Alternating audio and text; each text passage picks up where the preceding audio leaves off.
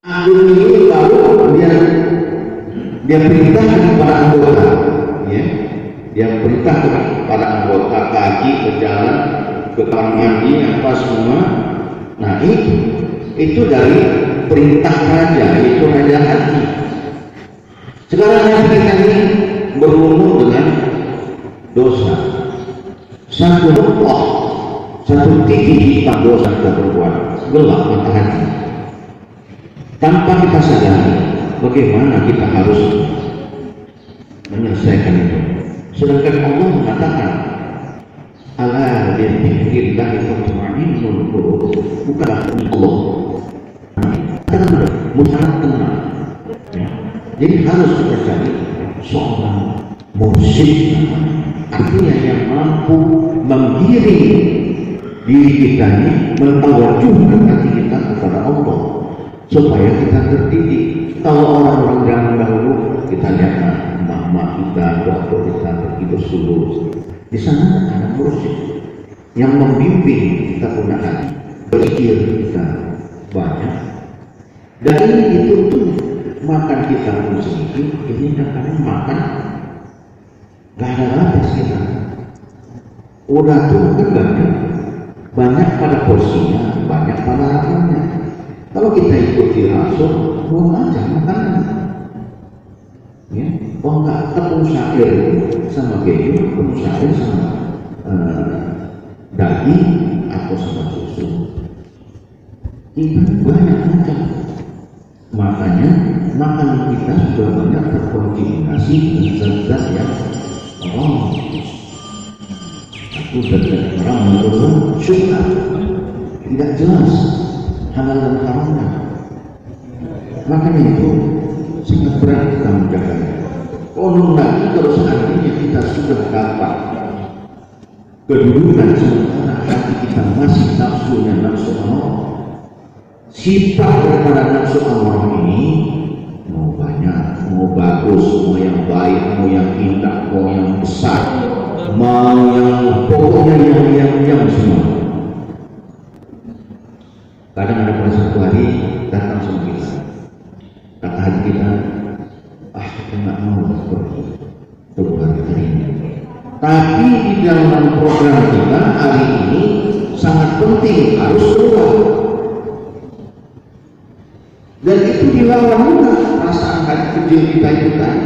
Ternyata ada sesuatu kendala. Barulah kita bisa menyesali diri kita.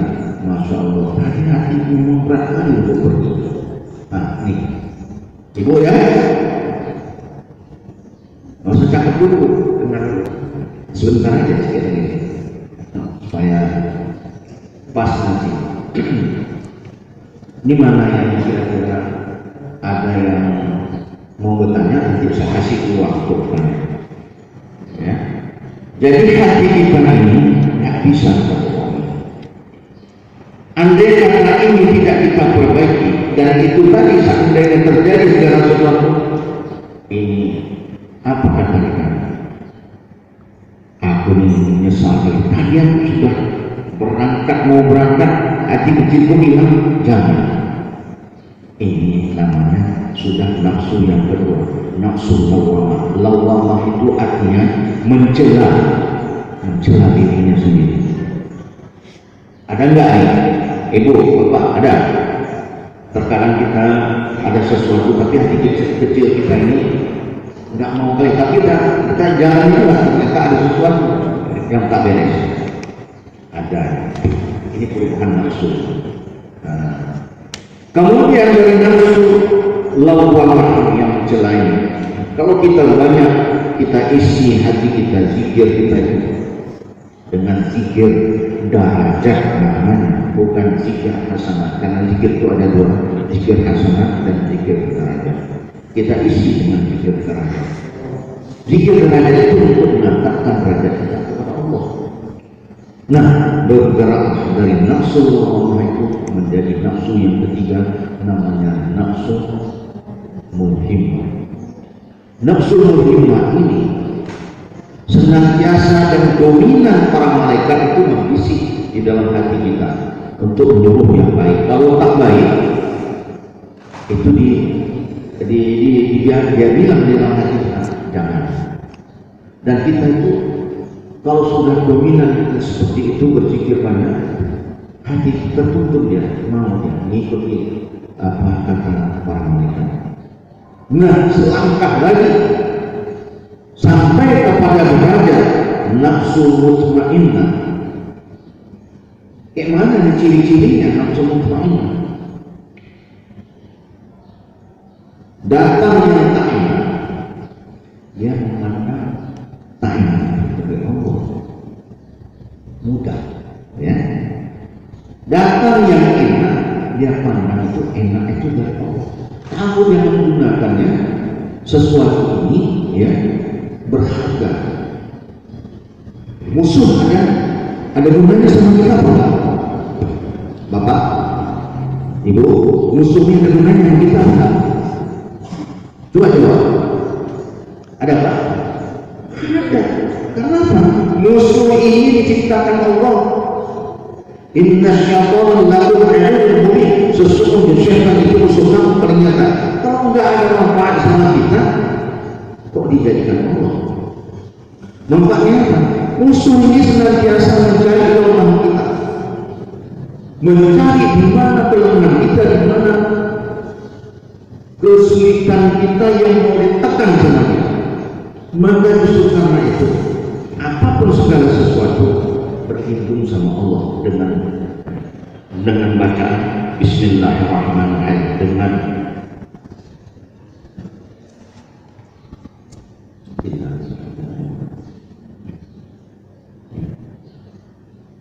informasinya jangan hias berkurang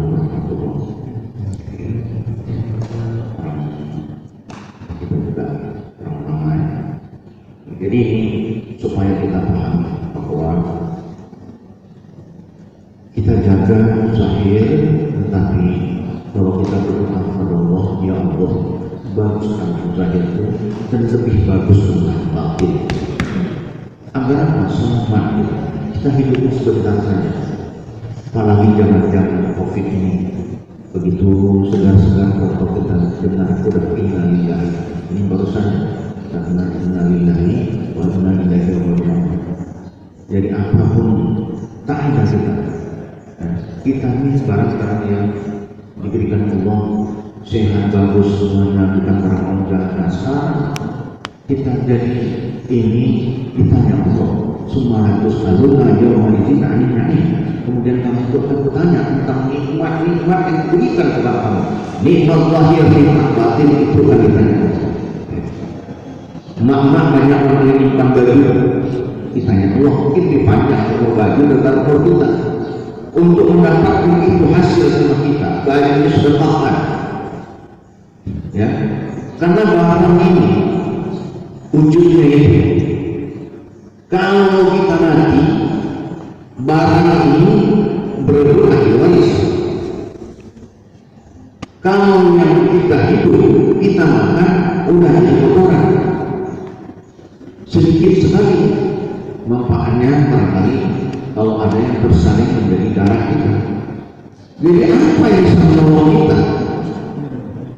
Kecuali bersedekah, kita memberikan kepada orang lain. Maka itu ada satu orang perempuan pengusaha dari Bogor,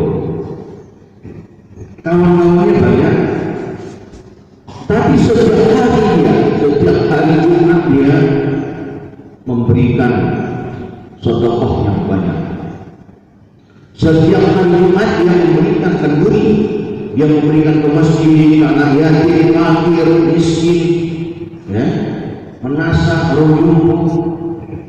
Heran kawan-kawan sejawat, sama-sama pengusaha, apa kawan itu dia nggak rugi? Loh, besok kita datang sampai pada hari yang ditentukan itu, Jumat itu datang dari kumpul, bertanya mereka, wahai saudaraku, engkau nggak sayang gosongan kamu? Kalau kami sayang menerima harta kami setiap hari, setiap waktu yang diberikan keluarga seperti itu, habis capek bekerja. Apa jawaban seorang perempuan itu? Saya ini sangat cukup sayang saya sama harta saya, sayang banget saya sama harta ini. Maka justru karena itulah harta ini saya titipkan ke masjid, ke orang fakir, ke orang lumpuh, ke orang miskin, ke mengasah. Saya titipkan ke sana supaya harta ini nanti dia akan bangkit nanti dari kemudian itu untuk menolong saya. Itulah dia harta yang diberikan Allah untuk menyelamatkan diri saya. Ini seorang pengusaha